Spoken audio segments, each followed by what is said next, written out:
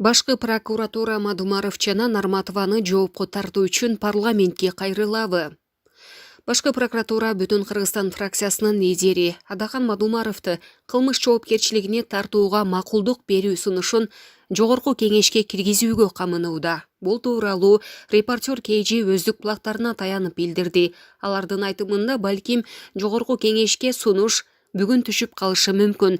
Мындан тышкары Бүтүн Кыргызстандын дагы бир депутаты Орозайым Нарматовага карата дагы бир жоопкерчиликке тартуу боюнча сунуш жогорку кеңешке даярдалууда. Ал жогорку билими тууралуу дипломду мыйзамсыз алган деп шектелүүдө. Мындай кадам менен оппозициялык парламенттик партияга ачык кысым. Менде башкы прокуратура сунуш киргизгени тууралуу маалымат жок.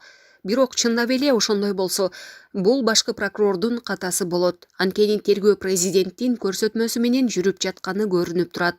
2009 жылы Мадумаров кол койгон документке юридикалык баа берүү боюнча буйрук чыккан.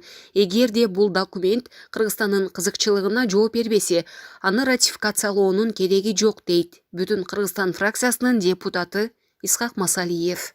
Борбордук шайлоо комиссиясы 20 январдагы отурумунда экс-депутат Рыскелди Момбековду Бишкектин номер 27 1 май шайлоо округунан депутаттыкка талапкер кылып каттоодон баш тартты.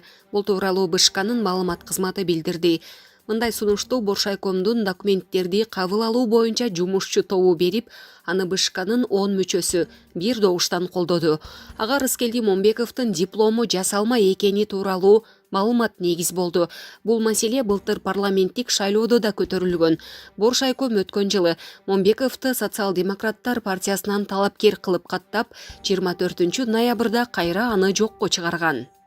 Былтыр улуттук коопсуздук боюнча мамлекеттик комитет Рыскелди Момбеков 2003 жылы Жусуп Аласагын атындагы Кыргыз улуттук университетинен жасалма диплом алганы аныкталганын билдирген.